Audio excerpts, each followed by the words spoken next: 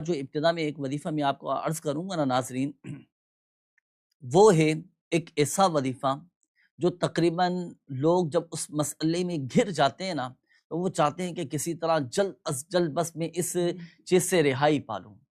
آج جو میں آپ کو ابتدا میں وظیفہ بیان کرنے لگا ہوں، وہ ہے مقدمہ جیتنے کا روحانی علاج۔ اللہ نہ کرے آپ میں سے، آپ کی فیملی میں سے، آپ کے جاننے والوں میں سے کوئی کسی ناجائز مقدمے میں گھر چکا ہو، یا کورٹ کچہری کے معاملات میں گھر گیا ہو، عدالت کے چکر لگ رہے ہوں۔ اور بعض اوقات اس طرح کی کیفیت جب ہوتی ہے نا، اس طرح کے معاملات میں جب بندہ گھر جاتا ہے تو بڑی ذہنی الجھن کا شکار ہو جاتا ہے، بڑی اسے کوفت ہونے لگتی ہے، آئے دن چکر لگتے رہتے ہیں۔ اللہ پاک خیر کا معاملہ فرمائے، اپنے حفظ و امان میں رکھے۔ ہم اللہ پاک کی بارگاہ میں عافیت کی بھی دعا کرتے ہیں، عافیت کا بھی سوال کرتے ہیں۔ تو اللہ نہ کرے اگر کوئی کسی مقدمے میں گھر جائے تو لیجئے ایک ایسا وظیفہ میں عرض کرنے لگا ہوں، اللہ پاک کی رحمت سے آپ کو کامیابی نصیب ہوگی کہ جو ناجائز مقدمات میں گھر گیا ہو، وہ مقدمے کی تاریخ والے دن، یعنی جس دن پیشی ہو، جس دن عدالت جانا ہو، کورٹ جانا ہو، تو کورٹ میں جانے سے پہلے آپ 654 مرتبہ پڑھیں گے، یا ذا الجلال والاکرام، یا ذا الجلال والاکرام، یا ذا الجلال والاکرام، اول اور آخر درود پاک کے ساتھ پڑھ کر جائیں۔ انشاءاللہ الکریم اللہ پاک کی رحمت سے فیصلہ آپ ہی کے حق میں ہوگا، یعنی جو پڑھ کر جائے گا فیصلہ اسی کے حق میں ہوگا۔ تو یہ بالکل آپ عمل کر سکتے ہیں، اللہ پاک کی رحمت سے رہائی نصیب ہوگی، اور اس مقدمے سے آپ کو رہائی مل جائے گی انشاءاللہ الکریم۔ مگر یاد رکھیے گا، بہت ہی اہم بات عرض کرنے لگا ہوں، یہ وظیفہ تو آپ کو بتا دیا۔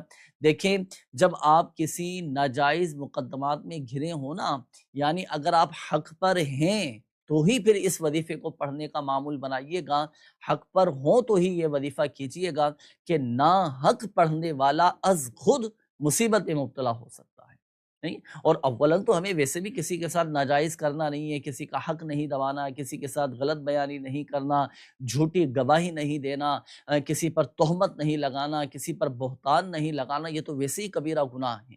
ایک دوسرے کی عزتوں کا خیال رکھیں، اور دعا بھی کریں اللہ پاک کی بارگاہ میں، اور جو وظیفہ آپ کو بتایا گیا اگر حق پر ہوں تو ہی اس وظیفے پر عمل کیجیے گا، انشاءاللہ الکریم اللہ پاک کی رحمت سے کامیابی نصیب ہوگی۔ میسیجز کا سلسلہ الحمدللہ عز و جل شروع ہو چکا ہے، کافی سارے ناظرین کے میسیجز بھی آ رہے ہیں، دعاؤں کے حوالے سے بھی میسیجز آئے ہیں، سلام بھی کہہ رہے ہیں۔ وعلیکم السلام ورحمۃ اللہ وبرکاتہ۔ استخاروں کے حوالے سے بھی میسیجز آ چکے ہیں۔ یہ ہمارے محمد علی بھائی ہیں، انہوں نے کہا ہے کہ گناہوں اور شیطانی کاموں سے بچنے کا کوئی عمل بتا دیجئے۔ بڑا اچھا آپ نے سوال کیا ہے، اور یہ ہمیں معلوم بھی ہونا چاہیے۔ آئیے ناظرین، آپ کو بھی اور ہمارے جن اسلامی بھائی نے یہ میسیج کیا ہے، نام بتایا تھا آپ نے محمد علی، گناہوں سے بچنے اور شیطانی کاموں سے بچنے کے لیے آپ نے اس وظیفے پر عمل کرنا ہے۔ اگر آپ بھی چاہتے ہیں، اور یقیناً ہر مسلمان یہ چاہتا ہوگا کہ میں گناہوں سے بچنے میں کامیاب ہو جاؤں، نفس امارہ مجھ سے گناہ نہ کروا سکے، شیطان مجھے گناہ کی طرف نہ لے جا سکے، تو لیجئے یہ وظیفہ نوٹ کیجئے گا، بڑا ہی پیارا وظیفہ ہے۔ یا ذا الجلال والاکرام، یا ذا الجلال والاکرام، یا ذا الجلال والاکرام، یہ روزانہ کی بنیاد پر 313 بار پڑھنے کا معمول بنائیے، انشاءاللہ الکریم نفس پر قابو کرنا آسان ہو جائے گا، نفس کو قابو کرنا آسان ہو جائے گا، اور الحمدللہ عز و جل گناہوں سے بچنے میں کامیاب ہو جائیں گے۔ تو یہ وظیفہ روزانہ کی بنیاد پر آپ نے پڑھنا ہے، 313 مرتبہ کیا پڑھیں گے؟ یا ذا الجلال والاکرام، یا ذا الجلال والاکرام، یا ذا الجلال والاکرام، یہ پڑھیں، پڑھ کر اللہ پاک کی بارگاہ میں دعا کریں، انشاءاللہ الکریم گناہوں سے بچنے میں بھی کامیاب ہو جائیں گے، اور انشاءاللہ الکریم گناہوں سے نفرت بھی پیدا ہوگی۔ ایک تو یہ وظیفہ ہوا، دوسرا ایک وظیفہ میں آپ کو قرآن سے عرض کرتا ہوں، قرآن سے روحانی علاج، شیطانی وسوسوں سے بچنے کے لیے، گناہوں سے بچنے کے لیے۔ اور یہ جو اب عمل آپ کو بتانے لگا ہوں، یہ تو اتنا زبردست عمل ہے کہ جو یہ پڑھ لیا کرے نا، جو اس وظیفے کو پڑھے، تو الحمدللہ عز و جل شیطان اس سے گناہ نہ کروا سکے۔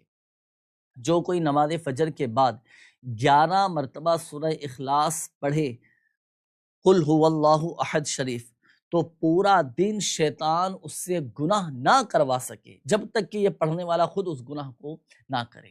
تو الحمدللہ عز و جل اس کی بڑی برکتیں ملیں گی۔ تو آپ یہ نماز فجر کے بعد 11 مرتبہ 11 ٹائمز اول اور آخر 1 ٹائمز درود پاک اور سورہ اخلاص آپ پڑھ لیں، انشاءاللہ الکریم اللہ پاک کی رحمت سے گناہوں سے بچنے میں کامیاب ہو جائیں گے۔ تو 2 وظائف آپ کو بتائے گئے، ایک تو یا ذا الجلال والاکرام، یہ 313 مرتبہ پڑھنا ہے، کسی بھی وقت پڑھ لیں، اور دوسرا جو وظیفہ آپ کو بتایا گیا قرآن سے سورہ اخلاص کا جو وظیفہ بتایا، یہ خاص نماز فجر کے بعد 11 مرتبہ آپ نے پڑھنا ہے، انشاءاللہ الکریم فائدہ حاصل ہوگا۔ اچھا جی، اسی طرح یہ مزید بھی میسیجز آ رہے ہیں، انہوں نے کہا ہے کہ دعا کی درخواست ہے آپ سے پلیز، عبد القادر بھائی ہیں۔ جی عبد القادر بھائی، انشاءاللہ الکریم آپ کے لیے بھی دعا کریں گے، دیگر ناظرین کے بھی میسیجز آ رہے ہیں، آپ کے لیے بھی انشاءاللہ الکریم دعا کریں گے۔